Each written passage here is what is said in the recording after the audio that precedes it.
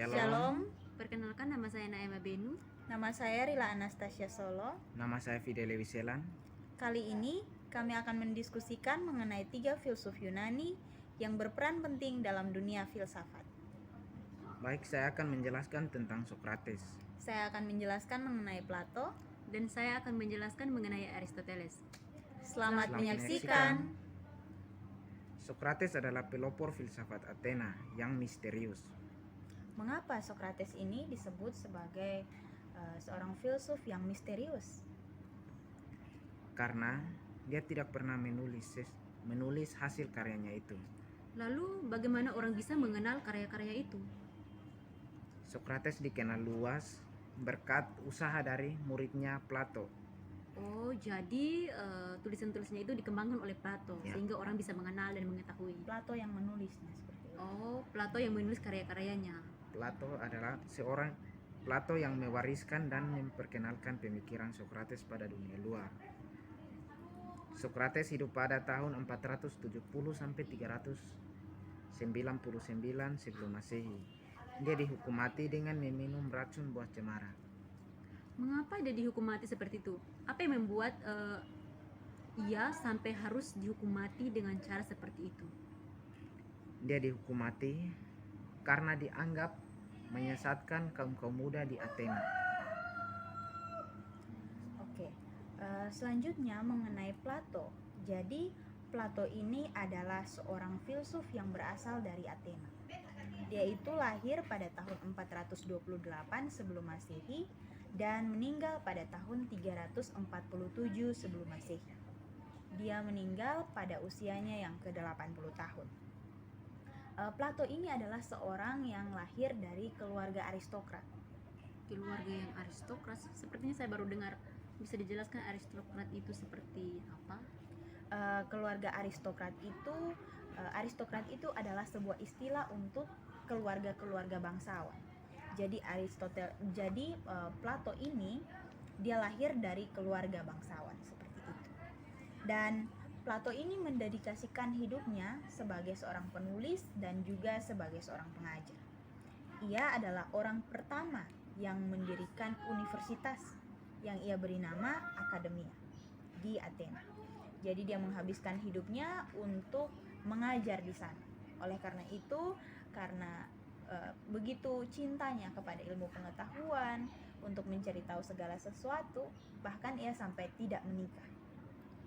Jadi kehidupannya Plato itu hanya fokusnya kepada ilmu pengetahuannya dan dikembangkan lagi, dan saking cintanya pada konsepnya itu atau pemikirannya itu sehingga ia tidak menikah.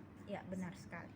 Jadi dia terus mengembangkan pengetahuannya dan ia menulis beberapa tema-tema penting yang ada.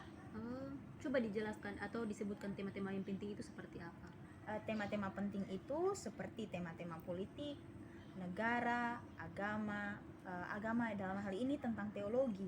Jadi Plato juga menulis tentang teologi. Kemudian ada juga karya-karya dari Plato ini. Karya-karya yang tersohor itu seperti Simposium Plato. Kemudian ada Apologia dan juga Republik. Baik, mungkin tadi sudah dijelaskan mengenai Sokrates dan muridnya Plato. Jadi Aristoteles ini juga murid dari Plato. Iya. Jadi murid yang di sekolah yang tadi apa? Akademia. Iya. Itu di Akademia. Dan Aristoteles ini juga hidup pada tahun 384 sampai 322 sebelum Masehi. Jadi Aristoteles ini adalah filsuf Athena juga, seperti gurunya itu Plato dan juga seperti Sokrates. Iya, seperti Sokrates. Jadi seperti juga Plato itu, Aristoteles ini juga menulis. Jadi ia menulis berbagai macam kajian. Ada berbagai macam kajian ilmu pengetahuan, dan itu tercatat ratusan karya tulisan Aristoteles itu yang kemudian berhasil dilestarikan, diterbitkan. Ya, seperti itu yang cocok dengan kata itu. Jadi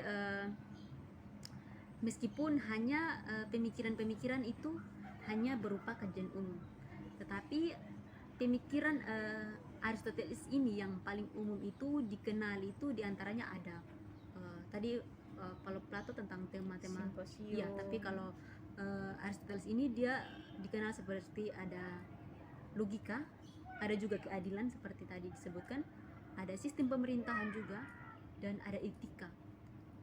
Sehingga Aristoteles dapat dikatakan bahwa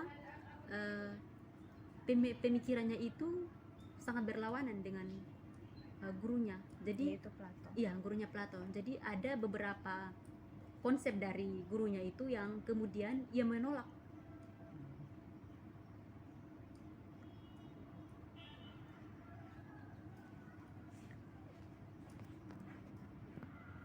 Selain itu, Sokrates juga mengembangkan sebuah konsep mengenai suara hati.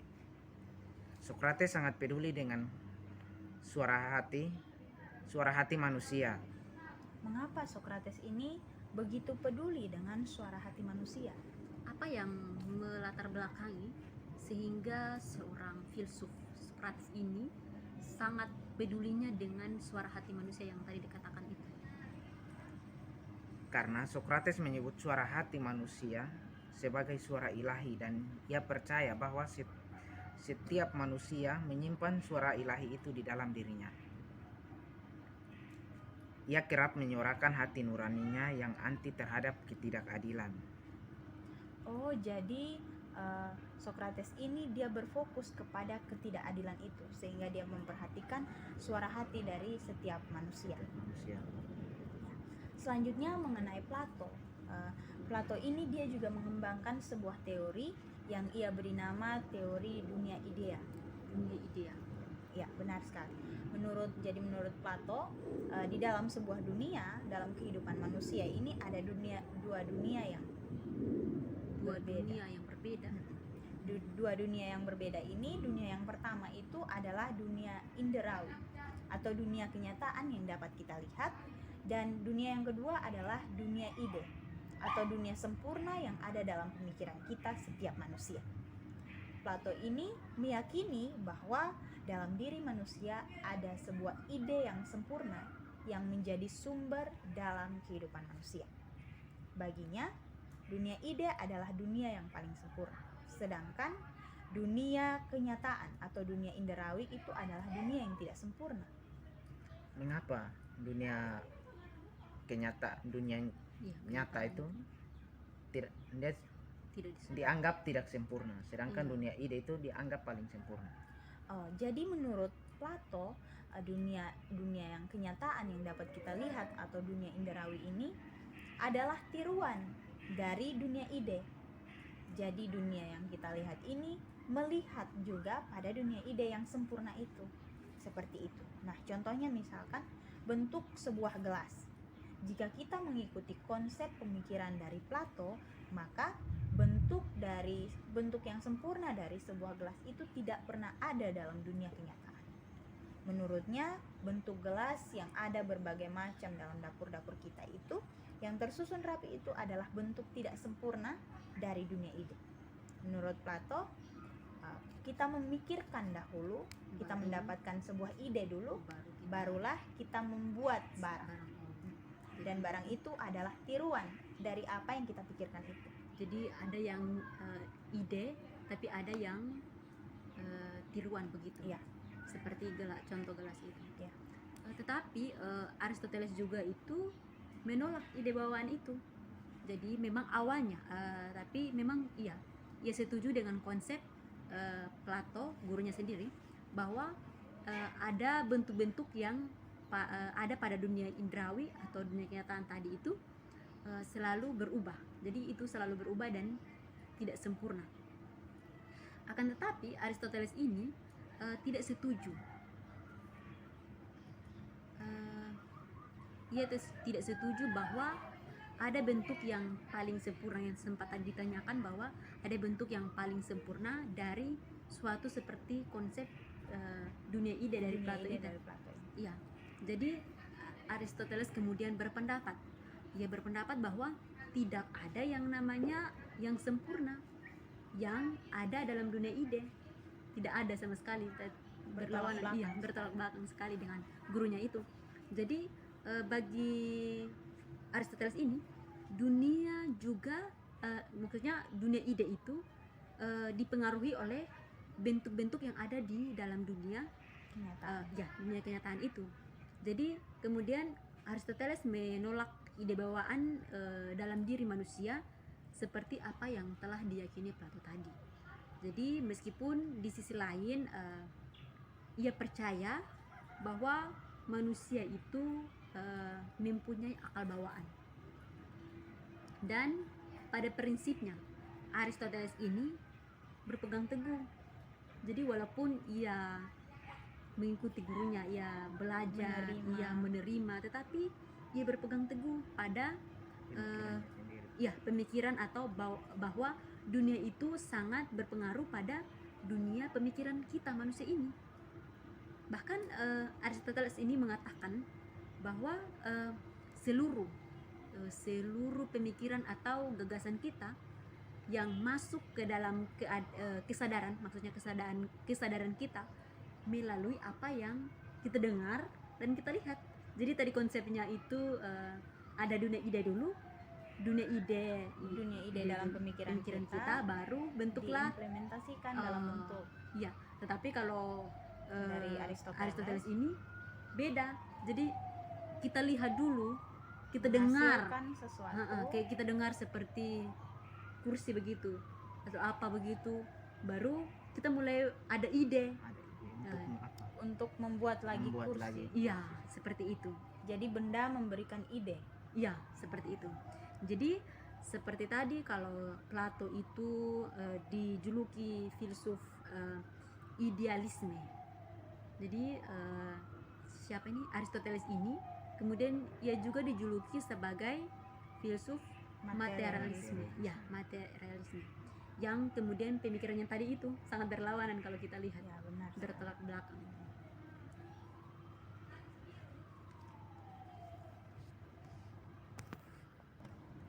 Ada lagi konsep dari Sokrates tentang kebijaksanaan. Sokrates merupakan filsuf yang sangat mendambakan kebijaksanaan. Tidak heran pola pikir Sokrates dan pola hidupnya penuh dengan kebijaksanaan. Namun meskipun demikian, Sokrates tidak pernah mau disebut seorang yang bijaksana. Nah, mengapa? Mengapa sehingga Sokrates ini tidak mau disebut sebagai orang yang bijaksana? Iya, padahal pemikirannya sudah Bijaksana. disebutkan bijaksana sekali. Dia lebih senang menyebut dirinya sebagai seorang yang dia lebih senang menyebut dirinya sebagai pecinta kebijaksanaan. Sokrates mengatakan orang yang paling bijaksana adalah orang yang mengetahui bahwa dia tidak tahu apa-apa. Oh, jadi kita juga belajar dari Sokrates. bahwa walaupun ada pemikiran kita yang bijaksana, tetapi Jangan kita sombong iya, jangan dan sombong, kita menganggap kita punya diri bijak. tetapi tetap rendah hati. Jangan dipanggil seperti wow, kita bisa belajar dari sosok Sokrates ini. Ada lagi sebuah konsep dari Sokrates ini, yaitu konsep mengenai wawasan dan tindakan. Jadi, Sokrates percaya bahwa orang-orang yang mengetahui apa yang baik pasti akan berbuat baik. Jadi pada tahap ini Sokrates bergelut dengan wawasan dan pengetahuan. Baginya orang akan mengetahui yang baik dengan memiliki wawasan dan pengetahuan. Bahkan Sokrates sudah berani berbicara tentang benar dan salah. Menurutnya kita berbuat salah karena kita tidak tahu bahwa itu salah. Oh, jadi kalau kita berbuat baik itu kita harus mempunyai wawasan dan pemikiran tentang apa yang baik itu. Tetapi kalau kita tidak tahu tentang yang baik itu bagaimana, pasti kita akan melakukan kesalahan, dan kesalahan kita itu kita tidak tahu bahwa sebenarnya itu tuh salah. Jadi pengetahuan akan menolong kita untuk mengetahui mana yang baik dan yang tidak baik. Ya. Dan melakukan mana yang baik dan mana yang tidak. Jadi pada pokoknya Sokrates ingin mengatakan bahwa wawasan dan pengetahuan yang yang menentukan tindakan kita.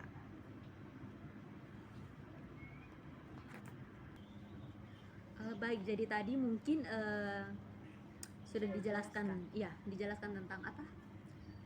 Tindakan. Tindakan. Iya, tindakan dari konsep tindakan dari Socrates ini. Socrates. Ada juga suatu konsep dari Aristoteles ini. Ada etika, itu yang tadi sempat Singgung di awal. singgung di awal itu, bahwa konsep etika menurut Aristoteles ini yang lebih ditekankan lagi itu pada konsep kebahagiaan hidup kita. Jadi segala hidup kita itu konsepnya itu menuju kepada kebahagiaan hidup kita. Sehingga ia mengkaji bagaimana kita itu menuju ke kebahagiaan. Dan menurut Aristoteles, ketika orang-orang menanyakan dia bagaimana manusia mencapai kebahagiaan, begitu Aristoteles itu akan menjawab bahwa dengan memanfaatkan seluruh kemampuan dan kemampuan untuk saling bercakap, begitu. Kemampuan dan kecakapan. Iya, kecakapan itu. Jadi Aristoteles ini kemudian berpendapat bahwa ada 3 bentuk kebahagiaan. Apa saja 3 bentuk kebahagiaan itu? 3 bentuk kebahagiaan itu, yang pertama itu hidup senang dan nikmati hidup yang ada. Kedua itu menjadi warga negara yang baik. Jadi itu kita harus menjadi warga negara yang baik Agar kita bisa bahagia. Iya, bahagia. Dan yang ketiga itu menjadi filsuf.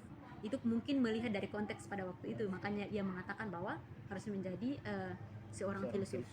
Jadi bagi Aristoteles ini kebahagiaan itu dapat dicapai dalam kehidupan sehari-hari melalui pola kehidupan yang realistik. Misalkan kita harus selalu berani mengambil keputusan, tetapi ingat juga jangan gegabah, jangan terburu-buru, jangan sampai keputusan yang kita ambil itu tidak membawa kebahagiaan, tapi justru merugikan ya kita. seperti itu. Dan juga ia mengatakan juga bahwa kita boleh berbagi rezeki kepada orang lain, tetapi ingat juga bahwa kita tidak boleh terlalu boros. Jangan sampai karena mau dipandang oleh orang lain untuk kita baik, kita membagikan rezeki itu, tetapi kemudian Kemudian kita yang rugi sendiri begitu. Oh ya, benar sekali.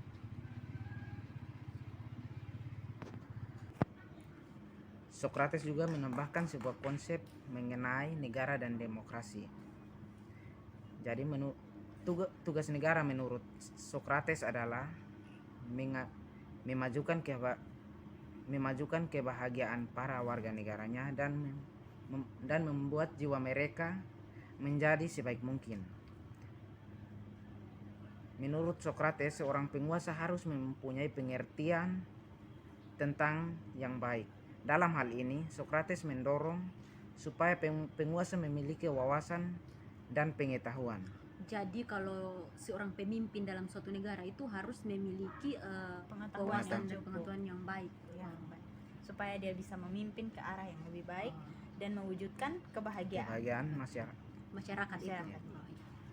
Socrates juga tidak mengkonsepkan sistem pemerintahan yang ideal, namun ia curiga dengan demokrasi. Kalau menyambung dari apa yang telah dijelaskan mengenai Socrates, Plato juga setuju. Plato setuju dengan apa yang telah dijelaskan. Plato menghendaki agar kehidupan negara itu ditata sebaik-baiknya, agar tercipta kebahagiaan dan ketentraman dari warga negara itu. Bagi Plato, masyarakat yang adil adalah masyarakat yang dipersatukan oleh tatanan harmonis atau sistem pemerintahan yang baik. Nah, saya ingin bertanya bagaimana sistem pemerintahan oleh Aristoteles. Kalau sistem pemerintahan dari Aristoteles ini, ia mengemukakan 3 tipe pemerintahan. Apa saja itu? Baik, yang pertama itu monarki atau kerajaan. Kalau berbicara mengenai monarki itu akan berjalan baik asalkan tidak melenceng menjadi tirani. Dan yang kedua itu Aristoteles mengatakan bahwa negara itu dipimpin oleh beberapa orang. Jadi Aristoteles ini akan mengatakan bahwa semua akan berjalan baik asalkan semua pemimpin itu tidak melenceng menjadi oligarki. Dan juga yang ketiga, demokrasi yaitu negara dipimpin oleh seluruh rakyat itu. Jadi demokrasi akan berjalan baik asalkan tidak melenceng menjadi pemerintahan kawanan atau kelompok tertentu. Dan terkait demokrasi itu Aristoteles menjawab apa yang dikatakan Plato terhadap demokrasi, yang kemudian mengatakan bahwa demokrasi sebagai sistem yang baik dari yang paling buruk. Jadi menurut Aristoteles itu demokrasi itu rakyat yang mengambil bagian dalam sistem pemerintahan, dan sebuah kebahagiaan apabila semua itu dapat mengikuti aturan-aturan yang ada dalam sistem pemerintahan itu.